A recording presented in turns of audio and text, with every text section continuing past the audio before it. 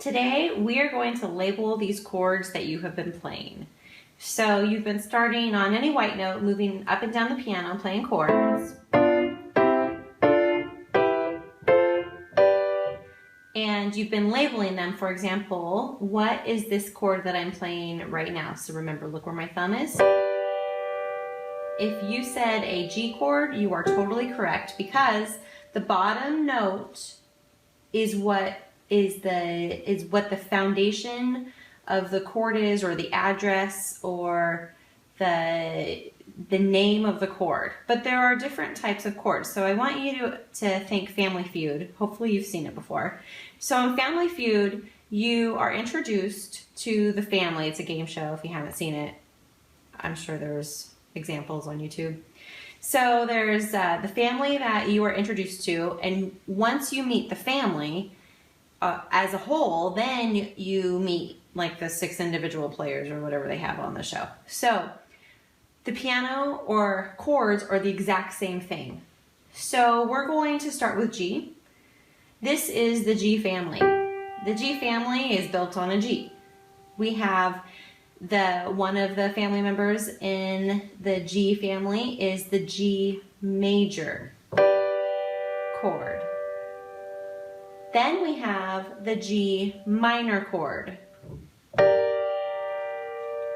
We also have the G diminished chord. And then we have the G augmented chord. So sometimes to my students I describe the G major, that's like what we call the regular chord, because it's usually, unless the song starts in a minor key, it's usually what the songs start with. So a major chord. So we have a major chord and it sounds happy, so that's the personality of that chord. When we move to minor, it's sad or spooky or mysterious. When we move to diminished, some people think it sounds really depressed or stressed out. And then we have the augmented chord that one of my students said it sounded like her and her friends after a slumber party or about 4 a.m. when they've had tons of soda and everyone's just a little crazy. So you have a major chord. I want you to look at where my thumb is. All the other notes will move at some point, but the thumb never changes, which is why all of these chords are considered part of the G family. So you have the G major, the G minor, the G diminished, and the G augmented.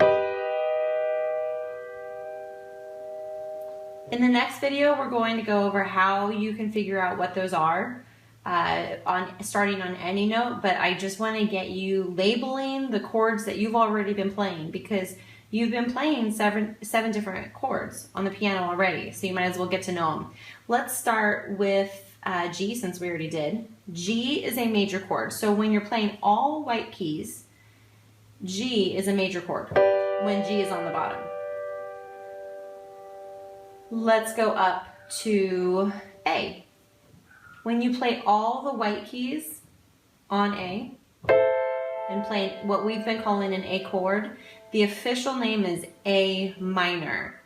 And so the minor ones, remember, sound sad. Now, every A has an A major chord, an A minor chord, an A diminished chord, an A augmented chord, but we are literally labeling the chords that you've been playing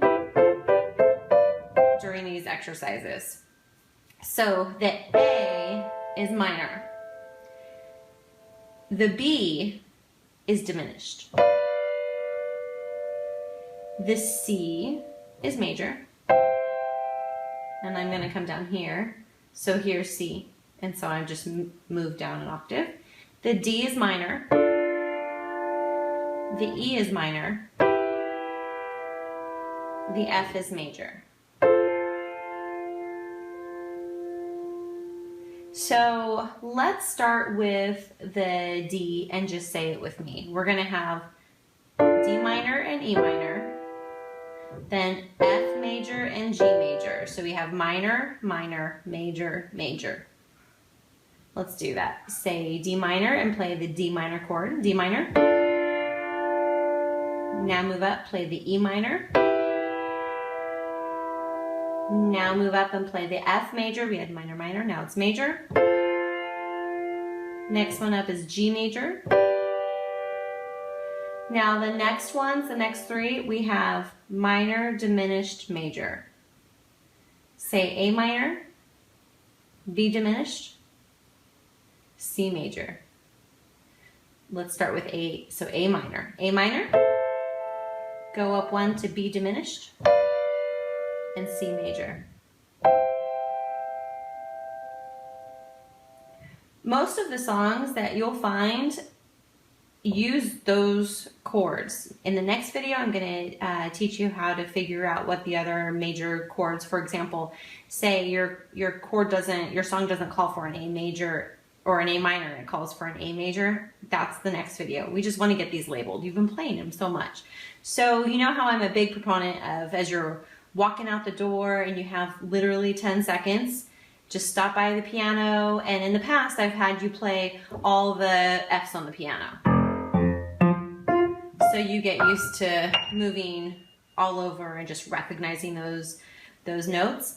The next step is to, as you're walking out the door or right before dinner, or just when you have like 10 seconds here or there, you just stand in front of the piano. You don't even have to sit and try to have the strong curved fingers, but right now it's the brain work. You want your brain behind what your fingers are doing. So when you have those few seconds, you stand or sit behind the piano and you just say, okay, I'm going to play all of the C chords. So instead of just playing all the C's on the piano, which I know you're really good at now, play the C chords.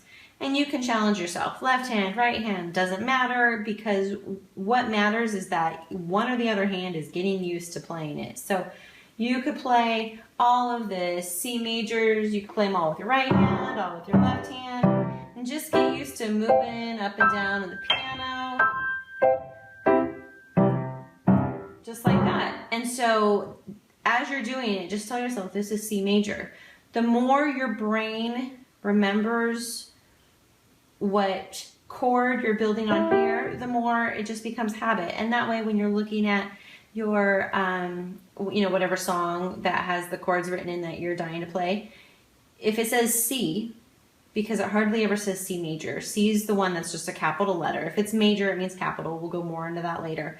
But if it says C, you just play this. And then that way you're not having to think so much. You can just sit down and play. So I'm giving you some exercises here that will help your brain be ready, that when you're looking at your at the chords that you want to play for whatever song you want to play, it's way more simple. You might have one or two chords that are tricky, but you've got the majority of them. So in the exercises, I went in order. First, all the major chords. So get comfy playing all of the major chords first.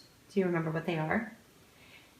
If you said F and G and C, you're correct. C is a major chord when it's all white notes. F is a major chord, and G is a major chord. So make sure you check out the PDF, because they give you kind of an assignment of get all of the C chords done, moving up and down the piano, get all of the F chords done, all of the G chords done. Know that those are major. Then tackle the minors. The minors are D and E and A. So then you would play all of the D minor chords, and then all of the E minor chords, and then all of the A minor chords. And then you can go through, like we've talked about before, and start making up your own songs. And then as you're making up your chords, even if you're just playing your chords, you can switch from C major, and you know it's a C major, and you can challenge yourself and then switch to an A minor. And then try D minor to F. That was a weird jump. I'm going back to D. See, I told you won't like everything you do. After D, let's try B diminished. And now let's try G. let's go to C.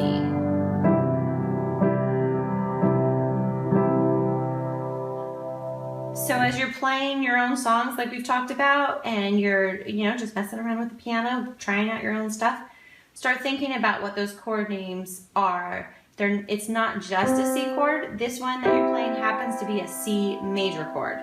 That will make life easier when you're playing chords and it calls for a D minor chord. You'll know it's this versus the D major chord. So practice, check out that PDF and practice those chords, doing the major ones first, the C, the F, and the G.